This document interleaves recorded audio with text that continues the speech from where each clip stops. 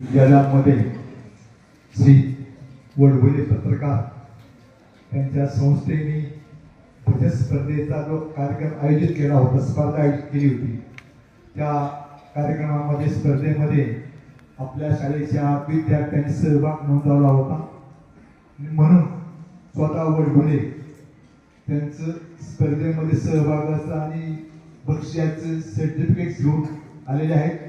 प्रथमतः त्याबद्दल वडवलेंना धन्यवाद देतो आणि ज्या विद्यार्थ्यांना गटाला स्पर्धेमध्ये प्रशस्तीपत्र मिळाले त्यांचं अभिनंदन करतो. मित्रहो, ज्ञानसेवा तू साफल्य या उक्तीप्रमाणे ज्ञानदानासाठी ज्या ज्या व्यक्तींनी आपलं आयुष्य व्यतीत केलं, योग दिलं, त्यांचं जीवन सार्थकी झालं. त्यामध्ये 3 जानेवारीला क्रांतीजी सावित्रीबाई फुले यांची 195वी जयंती होती, आपल्या शाळेत साजरी केली असेल. त्याचप्रमाणे 6 तारखेला बाळशास्त्री जांभेकर ज्यांनी दत्तपत्र महाराष्ट्रात चालू केलं, त्यांची पण जयंती होती.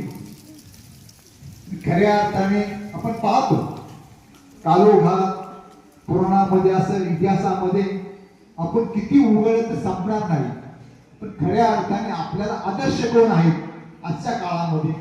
विज्ञान असेल, धर्म असेल, देव असेल, राष्ट्र असेल, ज्या ज्या व्यक्तींनी महापुरुषांनी आपलं योगदान दिलेलं आहे, म्हणजे बलिदान असो, आर्थिक असो, वेळ देणं असो, काही का सांगा, पण वेगळा समाजावर ठसा उमटलेला आहे. त्या सगळ्या व्यक्ती आपल्याला आदर्श आपले आहेत. म्हणून या व्यक्तीसाठी आपण आपल्या शाळेमध्ये जयंती आणि स्मृती कार्यक्रम आयोजित करत असतो. म्हणून आपल्या शाळेचं नाव सुद्धा आपण डॉक्टर बसू विद्याधाम दिलं.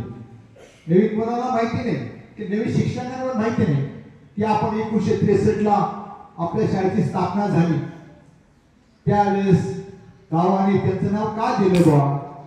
कारण आमच्या लोणीगडमध्ये प्राथमिक शाळा होती, पत्र्याची शाळा होती. जसं आपली शाळा पहिली पत्र्याची होती तशी प्राथमिक शाळा होती. डॉक्टर बसू ब्रिगेड होते, ते आमच्या गावात आले आणि त्यांनी सर्वांच्या सहकार्याने बाहेरच्या नेमकी मिळून मोठी शाळा बांधली. आणि म्हणून त्या आमच्या गावाने एका विचाराने त्या व्यक्तीने गावासाठी योगदान दिलं, म्हणून त्यांचे डॉक्टर बसू विद्याधाम नाव दिले. त्यांचा आजही आपला शाळेमध्ये फोटो आहे. समाजामध्ये काम करत असताना आपल्या मृत्यूनंतर आपली संपत्ती आपल्या मुलाच्या नावावर, नातवाच्या नावावर जाणार आहे. लक्षात घ्या, आपलं घर आपल्या देखत किंवा आपल्यानंतर पाडलं जाणार आहे. जे नैसर्गिक आहे, जे मृत आहे, त्याचा शेवट होणारच आहे. आपले शरीर पण आज ना उद्या जाणारच आहे, दर होणार आहे, दफन होणार आहे. परंतु जन्मानंतर सुद्धा तुमची स्मृती तुमच्या कार्याने अमर होईल. मग कार्याने अमर होण्यासाठी आपल्याला महापुरुष असतील, संत असतील, समाजसेवक असतील, ज्यांनी ज्यांनी योगदान केलं त्यांचं चारित्र्य वाचलं पाहिजे. विद्यार्थ्यांसाठी विशेष म्हणजे विद्यार्थ्यांनी आवर्जून लक्ष दिलं पाहिजे की जे अधिकारी झाले, IAS असतील, IPS असतील, जे विचारात होऊन गेले, लेखक होऊन गेले, त्याची चरित्र वाचली पाहिजे आणि आपल्या जीवनामध्ये बदल घडवण्याचा प्रयत्न केला पाहिजे. त्याचबरोबर खरा विद्यार्थी कोण? आई वडिलांना एकच आनंद असतो विद्यार्थ्यांना.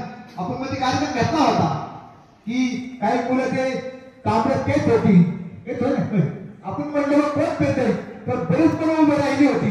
तो सरबाबामध्ये आता ते बंद झाले, बंद झालं पेण्याचं. लक्षात घ्या, काय कोणी बाई मॅडम नाही कोण पेत नाही, हो पेत का?